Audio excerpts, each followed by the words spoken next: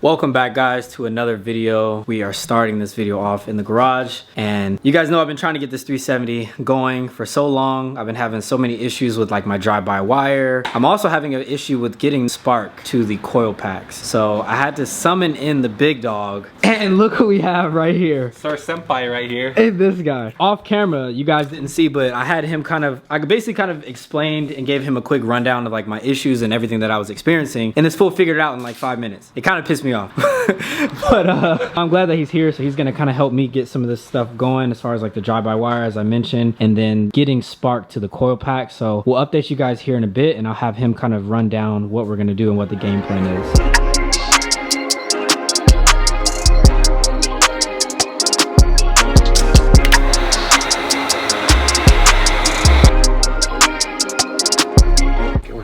Inside. Really? Yeah, because like the outside temp was like probably cooling it down faster. Yeah.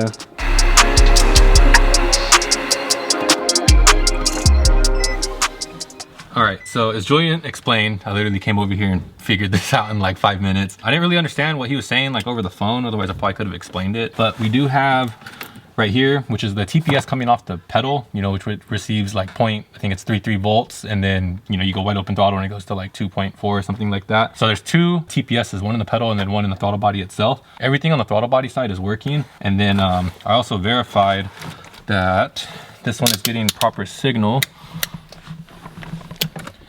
which you can hardly see it on the voltmeter, but when I ground it, it's 0.33, what is that, 3.4, and then go ahead, go wide open.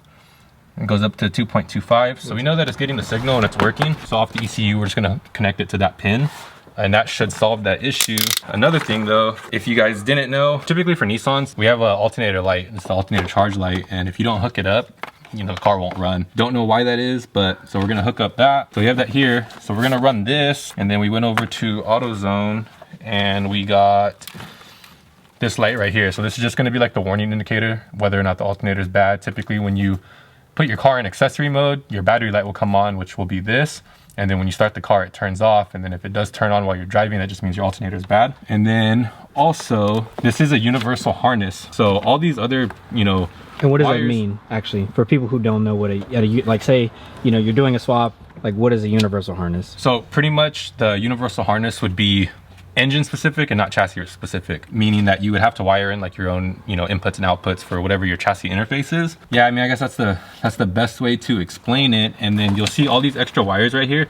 These are all able to go up to an analog gauge. So if you're not running like what dash do you have again? This is the is it power tune? Yeah, power tune. So if you're not running, you know, like a power tune dash or like a Haltech IC7 or a AEM or whatever, you can actually use these, and you can run these to interface analog gauges like odometer, speed hut, etc. And then these are going to be the signals coming off the ECU to give you your correct RPM, tachometer, oil pressure, and whatever else other gauges you decide to put. So all these are not being used, but like I said, the alternator light does need to be used. And then also we have ignition, and then that's obviously the reason why he's not getting spark, which, you know, we figured that out. If there's not getting ignition, there's no power going to the coil packs or the spark plug wires for the JZ, right? So we're gonna run this, and we're gonna test voltage to where he has his starter hooked up. I'm gonna check to see if he gets a constant 12 volt power. If it gets constant, we'll hook it up, or no, sorry, switch. Yeah. If it has switch 12 volt power, then that way, when we hook it up to this, it should turn on the ignition, he should have power. And yeah, actually I just realized that that's not gonna work, because that's a momentary switch.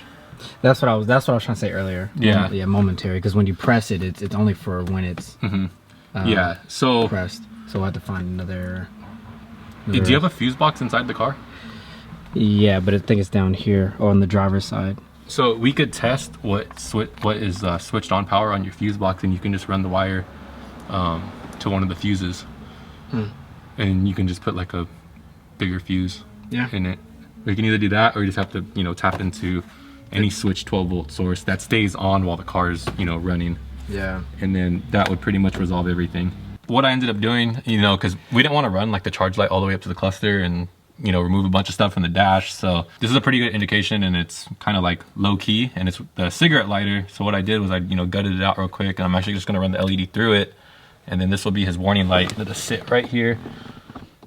So he'll still be able to see the illumination, you know, if his alternator does go bad or anything like that. So Boom. That's sick. Yeah, super innovative, because we were trying to figure out a spot in this car, and yeah, he was like, "Do you care about that?" I was like, "Not really." So yeah, that's sick. It took us a while to get it out though. Oh yeah. Oh damn, I can't even see it in there. Ooh. All right, for sure. Later. So one thing I have to do to it later is super glue the light into it, because like right now, if he pulls the light out, it'll actually just fall out. So just gotta add some like super glue to it. Yeah, you guys can see that. So put some super glue there so that way it just sticks there. But yeah, super cool. I like that. Now he can make the wire length correct. Short, tuck it up. Yeah. Call her a day. Yeah, that's super dope. I like that. I think I have another cigarette lighter in here somewhere, so I don't know. Well, don't you have like the your head unit has a charger or whatever? Yeah, the head unit has. Oh, and there's one here though. Just so if I do need it, I can just use it. Use this one right here. So yeah, I never really used that one right there. That one's kind of like for the passenger, I guess, but they'd be alright. Yeah. Well, you start to lose a lot of stuff once you go a race car. Yeah, I see that. You know. Yeah. Boom. All right, that's how it's gonna sit. Yeah, that's super cool. Obviously disregard all those wires right there. We're about to, dude, that looks so bad on camera at least. That looks terrible. Look worse than my hair. Yeah, it's about the same. Yeah. So the black is the positive, which is very weird. And this I flipped it now. Oh, so you did? I put the black wire on the white, just so like at the length of where we put it at, you'll know that this one is the ground and this one's the power. Oh, okay. So from that harness, it's flipped, but I guess he corrected it, so that's cool. So here's your ground, which we don't know where that's gonna go yet, so it's gonna go on your lap. This guy. Actually, it could go right there too. You see that? There's that bolt, that 10 right there. No, right there. If I can't point to it, right there. Oh, okay, got it. Yeah, oh, it could also go there. too, actually. So, well, that sucks. What? Yeah, that sucks. Well, I already soldered in the ignition wire. So I think, I think I'm actually gonna cut this off, and I'm gonna put these two together on a. No, I'm gonna put them on a Deutsch connector. So then that way, like, if you want to disconnect it, you don't have to like pull all this out and stuff. It'll be a connector on here. Yeah, I see what you're saying. You know what I mean? I think that'd be better as far as like if you ever need to remove it. The harness. Yeah, because then you would. Because if you don't, then we'd have to like cut these. Yeah. To like remove everything. So if you had it on a connector, it'd be ideal. Better. Yeah. So yeah, I guess I'll show you guys how to do a Deutsch connector. Yep, the Deutsch connectors, and you know, pretty much what a Deutsch connector is, like a motorsport connector. They're universal. I like these because you know, you can actually take them apart and reuse them for like another application. So right now I'm gonna use a 2-pin, but if we ever wanted to add, you know, more onto it, we just take off a 2-pin and then we can switch it over to like a 6 or 8-pin, and they work great. This is what they look like right here, so you guys can see that. Yeah. Also too, like when you get the Deutsch connectors, you need like a special crimping tool. So it's crimps it 360 degrees, so it gets like the strongest connection that it could possibly get, versus using like a butt connector or just like regular crimping tools where it crimps on, you know, 2 sides only. This is like full 360. So the first thing he's gonna do is just add the pin.